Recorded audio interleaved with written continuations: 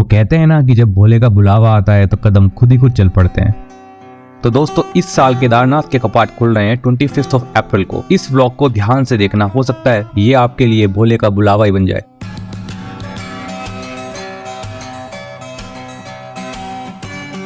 तो इस व्लॉग में भोले के दर्शन को बिल्कुल आसान बनाते हुए हम बात करेंगे कि केदारनाथ जाने की एकदम सिंपल आइटनरी क्या होनी चाहिए, घोड़े से भी सस्ता हेलीकॉप्टर कैसे बुक कर सकते हैं, बाबा केदारनाथ के ऐसे व्यूज के लिए कौन सा होटल बुक कर सकते हैं, या मंदिर कैंपस के अंदर कैंपिंग कैसे कर सकते हैं, और इस 4 से 5 घंटे की लाइन में लगने की जगह बिना लाइन में लगे दर्शन कैसे करने हैं, क्या क्या डॉक्यूमेंट्स चाहिए और यात्रा पास कैसे बनवाना है। ऑल्सो मोस्ट इंपोर्टेंट, कई बार लो ऑक्सीजन की वजह से काफी लोगों की डेथ हो जाती है, तो इस व्लॉग में बात करेंगे क्या क्या हेल्थ मेजर्स लेने चाहिए।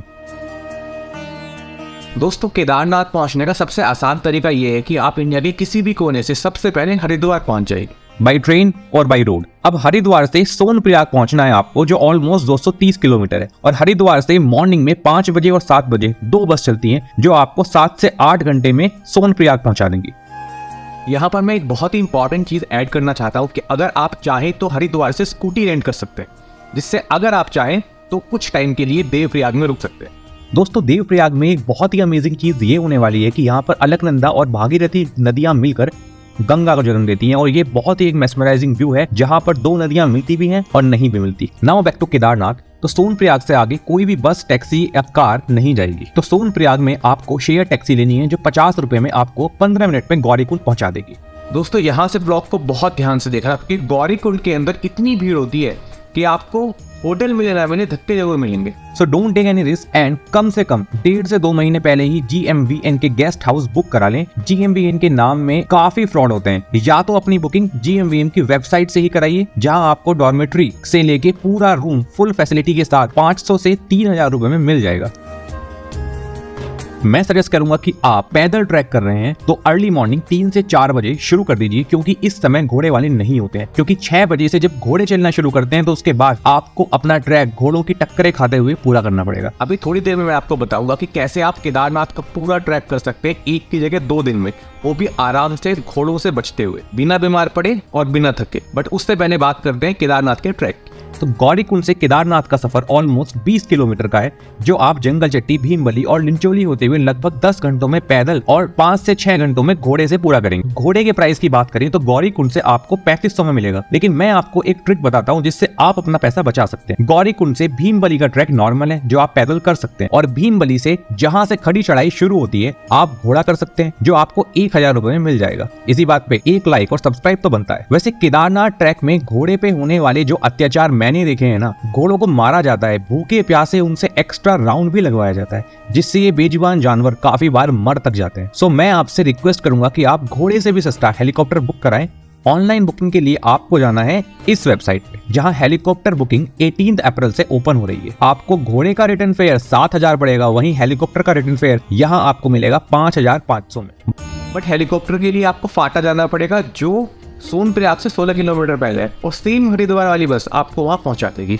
But with my personal experience, पैदल ट्रैकिंग से खूबसूरत और कुछ भी नहीं है। बट अगर आप 10 से 12 घंटे पैदल चलने में कंफर्टेबल नहीं हो, let me tell you a trick. आप 5 से 6 घंटे की ट्रैकिंग के बाद बड़ी लिंचौली पहुंचकर रात में यहाँ आराम कर सकते हैं। यहाँ गवर्नमेंट और प्राइवेट टेंट से लेकर गेस्ट हाउस रूम आपको अवेलेबल हो जाएंगे। बाकी का सफर आप मॉर्निंग में फिर से स्टार्ट कर सकते हैं, और ऐसे आप मंदिर में पहुंचने के बाद भी फ्रेश ही रहेंगे। अब मंदिर में पहुंचते ही आपको सबसे पहले दिखेगी ये 1 किलोमीटर लंबी लाइन, जहां आपको 4 से 5 घंटे और लग जाएंगे, और इतने धक्के खाने के बाद भी आपको मंदिर के गेट से ही दर्शन कराकर भगा दिया जाएगा। बट मैं आपको एक ट्रिक बताता हूँ कि कैसे आप बिना इस लाइन में लगे केदारनाथ मंदिर के अंदर जाकर बाबा केदारनाथ को छूकर उनका आशीर्वाद ले सकते हैं। मंदिर के राइट हैंड साइड में मंदिर का एक ऑफिस है, जहां VIP पास मिलता है। वैसे तो ये पास 5000 रुपए का है, बट अगर आप 5 लोग इकट्ठा होकर जाएं तो 1000 पर हेड पड़ेगा, और ये 5 लोग आपको वहां पर आराम से मिल जाएंगे। और इस पास के साथ रात में 12 बजे के बाद आप मंदिर के अंदर गर्भगृह तक जाके पूजा कर सकते हैं। क्या आपने कभी सोचा है कि सुबह सो के उठें और आपके रूम की विंडो से ये खूबसूरत नजारा देखने को मिले, या टेंट से बाहर निकलते हुए साक्षात जन्नत देखने को मिल जाए? मैं बताता हूँ कैसे। मंदिर के दोनों साइड कुछ गेस्ट हाउस हैं जो आपको ऑनलाइन नहीं मिलेंगे। You can call on these number and make your booking done. इसके अलावा अगर आप अर्ली मॉर्निंग जाओगे तो मंदिर से सटे हुए ये कैंप भी आपको मिल जाएंगे, but it will cost you around 1000-2000 as per the season. But अगर आपके पास कैंप है तो आप यहाँ अपना कैंप भी लगा सकते हैं फ्री ऑफ कॉस्ट। दोस्तों बहुत ही इंपॉर्टेंट चीज मैं यहाँ पर आपको रिकमेंड करूंगा कि आप हो सके तो रात को केदारनाथ में जरूर रुकें, 2 रीजन की वजह से। एक तो शाम की आरती और दूसरा सुबह सुबह ये खूबसूरत नजारा जो किसी जन्नत से कम नहीं है। बट अगर आपको कंफर्ट चाहिए तो GMVN की वेबसाइट से होटल बुक करा सकते हैं, जो अगेन आपको डॉर्मेटरी 500 की और होटल 3000 का मिल जाएगा, जिसमें सबसे अच्छा गेस्ट हाउस है स्वर्गारोहिणी और नंदी कॉम्प्लेक्स।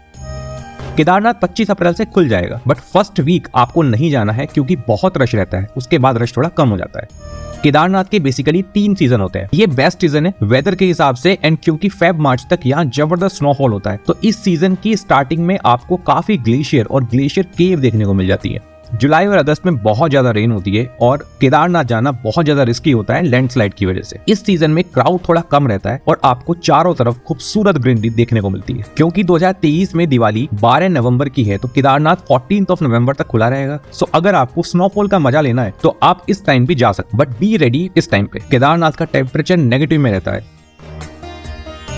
तो दोस्तों केदारनाथ के लिए रजिस्ट्रेशन जरूरी है और आप इस वेबसाइट पर जाकर 10 मिनट में ऑनलाइन अपना ई-पास बनवा सकते हैं, वो भी बिल्कुल फ्री। ऋषिकेश से ऊपर हम उसी को चढ़ने दे रहे हैं जो जिसने रजिस्ट्रेशन कराया हो।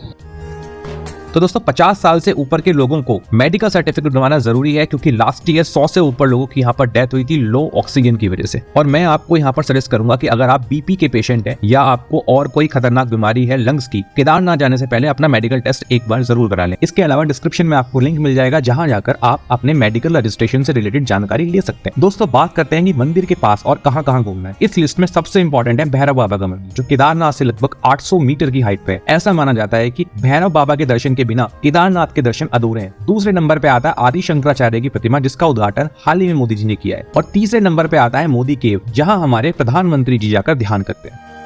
अब एक बहुत ही इंपॉर्टेंट इन्फॉर्मेशन ध्यान से सुनना, केदारनाथ के अंदर नेटवर्क आता जाता रहता है और भारी भीड़ के चलते बहुत ज्यादा चांसेस है कि आप अपनी फैमिली से या बूढ़े माँ बाप से थोड़ा आगे पीछे हो जाए। तो ऐसे में आपको उनके मोबाइल की लाइव लोकेशन को अपने मोबाइल पर फॉरवर्ड कर लेना है, ताकि टाइम पर आपको उनकी लोकेशन के बारे में पता चलता रहे।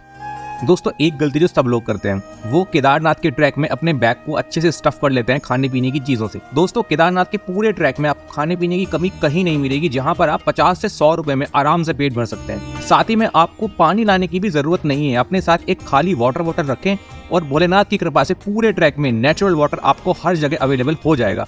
बस टाइम पे उसमें कुछ ग्लूकोज मिलाते रहें। अब एक और इम्पोर्टेंट इन्फॉर्मेशन कि आपको केदारनाथ क्या क्या लेके जाना है।